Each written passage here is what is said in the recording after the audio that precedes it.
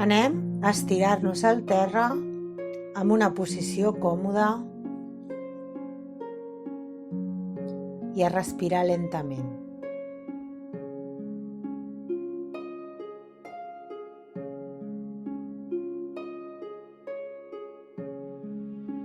Agafarem aire, el portarem a la panxa i el deixarem per la boca. Agafo aire, el porto a la panxa i el deixo anar. Agafo aire, el porto a la panxa i el deixo anar.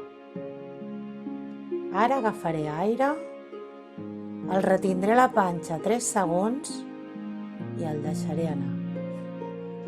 Agafo aire, 1, 2, 3 i el deixo anar. Agafo aire, 1, 2, 3 i el deixo anar. Una vegada més, agafo aire, 1, 2, 3 i el deixo anar.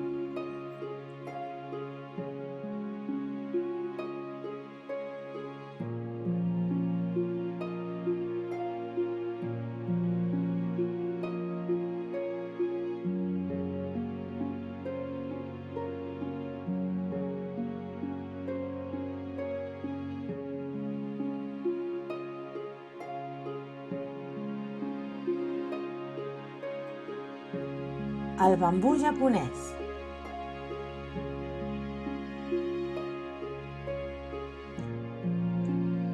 No hi ha cap pagès que pensi que una bona collita no necessiti una bona llavor. Abonar-la molt i regar-la. També és obvi que qui cultiva la terra no es seu impacient davant de la llavor i li crida amb les seves forces: «Creix, collons, creix!» Però hi ha alguna cosa molt curiós que succeeix amb el bambú i no és apte per impacients. Plantes la llavor, l'abones i tu n'ocupes de regar-la constantment. Durant els primers mesos no passa res. En realitat no passa res amb la llavor durant els primers 7 anys, a tal punt que un pagès inexpert estaria convençut d'haver comprat males llavors.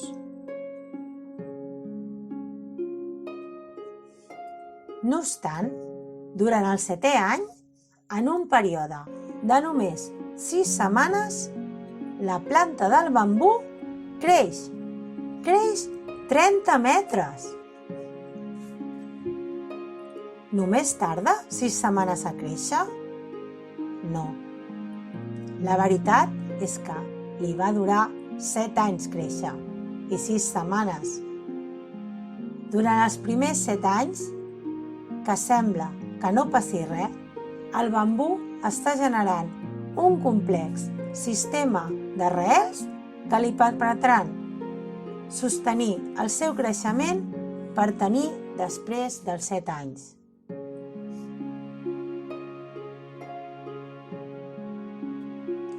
Però a la vida quotidiana a les persones no ens passa el mateix. Moltes intentem trobar solucions ràpides.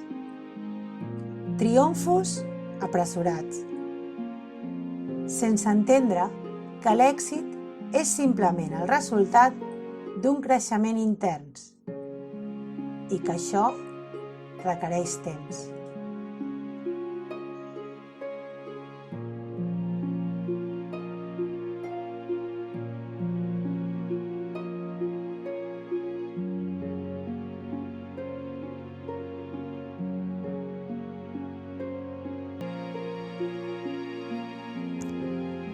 Ens anirem bellugant,